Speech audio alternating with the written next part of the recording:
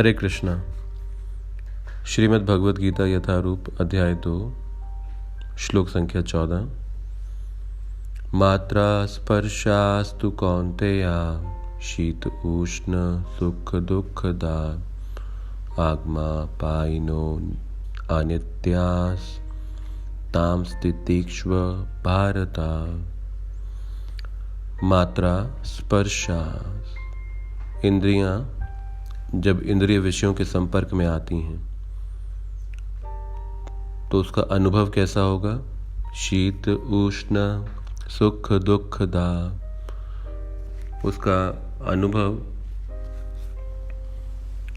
कभी शीत कभी उष्ण सर्दी गर्मी, सुख दुख कभी सुख और दुख। और ये कैसा है? आगमा पायिनो। आगम पायिनो का अर्थ है आना और जाना, प्रकट होना और अप्रकट होना। तो इंद्रियों का इंद्रिय विषयों के साथ संपर्क से होने वाला अनुभव आगमा अपायिनो, ये होगा और आएगा और जाएगा। अनित्या, ये अनित्य है, ये नित्य नहीं है।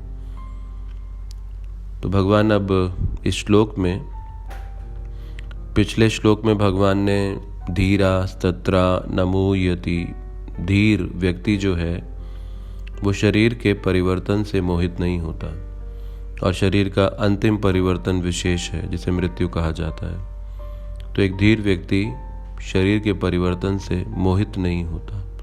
तो अगर ये प्रश्न किया जाए धीर है कौन, तो धीर है जो मात्रा स्पर्शा सुकौन्तेया शीत उष्ण सुख दुःखदा आगमा अपायिनो, यानी ये संसार कैसा है? एक समान नहीं रहता, परिवर्तनशील है ये संसार। आज जो जैसा है वो कल वैसा नहीं रहेगा, जो कल जैसा है वो परसों वैसा नहीं रहेगा। तो यहाँ निरंतर परिवर्तन होता रहेगा। तो अर्जुन भगवान से मानिए पूछ रहे हैं कि किसने बनाया इस संसार को ऐसा? तो कृष्ण कहते हैं मैंने बनाया इस संसार को ऐसा। तो क्या आप इसे बदल नहीं सकते? तो भगवान कहते हैं तामस तितिक्ष्व भारता, इसे सहन करना ही होगा। तो एक तरह से भगवान यहाँ संदेश दे रहे हैं कि ये जगत तुम्हारे लिए नहीं बदलेगा, तुम्हें जगत के लिए बदलना होगा। जिसका अभिप्राय है कि इस संसार के द्वंद्वों को परिवर्तित नहीं किया जाएगा, सुख दुख शीत उष्ण, लेकिन हमें अपने आप को बदलना होगा। तो आध्यात्मिक जीवन हमें बदलने के लिए है, इस संसार को बदलने के लिए नहीं है। सामान्यतः हम सब अपने आसपास के वातावरण, अपने आसपास के लोग आदि को बदलना चाहते हैं अपने आप को छोड़कर, लेकिन आध्यात्मिक जीवन हमें बदलने के लिए बनाया गया है कि हम परिवर्तित हों। और जब हम परिवर्तित हों तो ये संसार अपने आप ही परिवर्तित प्रतीत होता है। तो इसीलिए पिछले श्लोकों में भगवान ने आत्मा के सिद्धांत को स्थापित किया, जीव की नित्यता को स्थापित किया और साथ में शरीर की अनित्यता को भी स्थापित किया।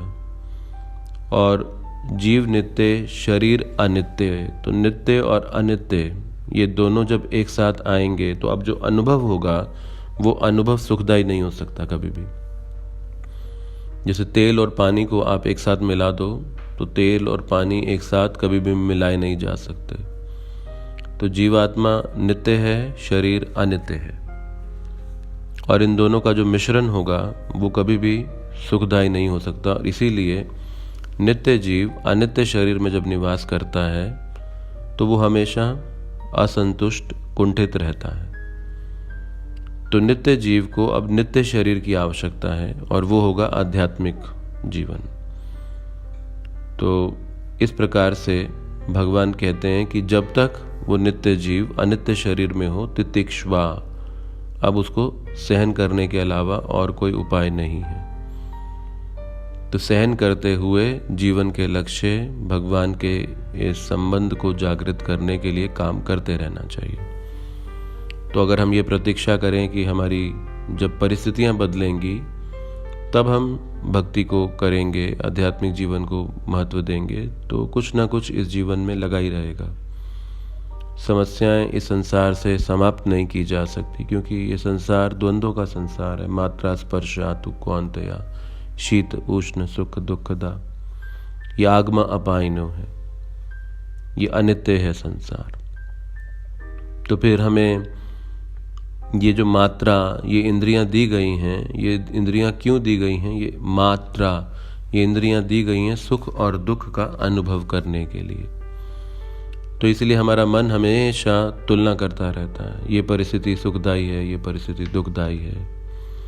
हर इंद्रिय के माध्यम से हम इस बात को तुलना करने में लगे रहते हैं। तो इसीलिए इस विचार से ऊपर उठ के, इसको सहन करते हुए, जो भी हमें भाग्य से प्राप्त है परिस्थितियों में, उसमें संतुष्ट रहते हुए हमें इस जीवन के लक्ष्य के लिए हमेशा निरंतर काम करते रहना चाहिए। तो ये आध्यात्मिक जीवन का अभ्यास जब हमारे मनस्थिति को बदलेगा, तो फिर बाह्य परिस्थितियाँ अपने आप बदली हुई नज़र आनी शुरू होती हैं। ऐसा ही एक समान रूप की शिक्षा श्रीमद् भागवतम के भी पहले स्कंद के 6 अध्याय में नारद जी व्यास देव जी को देते हुए कहते हैं, एतद्धि आतुर चित्तानाम मात्रा स्पर्शया मुहुः। ये जो चित्त है हमेशा आतुर रहेगा जब ये इंद्रियों के विषयों के संपर्क में बनी रहेंगी।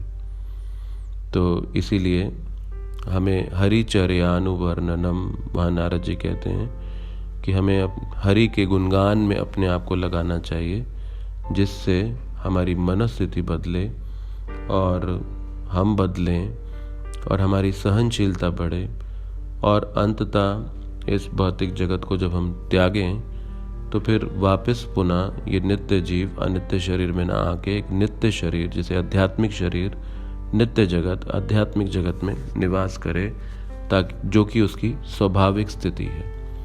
और उसके लिए हमें प्रत्येक दिन इस हरे कृष्ण महामंत्र के जाप की आवश्यकता है, और अपनी इस चेतना को कृष्ण भावनामय बनाने के लिए हमें अपने आप को भगवान कृष्ण की सेवा में जोड़ने की आवश्यकता है। और इसके लिए हमें उचित मार्गदर्शन चाहिए अनुभवी भक्तों के द्वारा, जैसे शिला प्रभुपाद, जैसे आचार्य, इनके द्वारा अपने इस जीवन की दिशा को बदलने के लिए। हरे कृष्ण।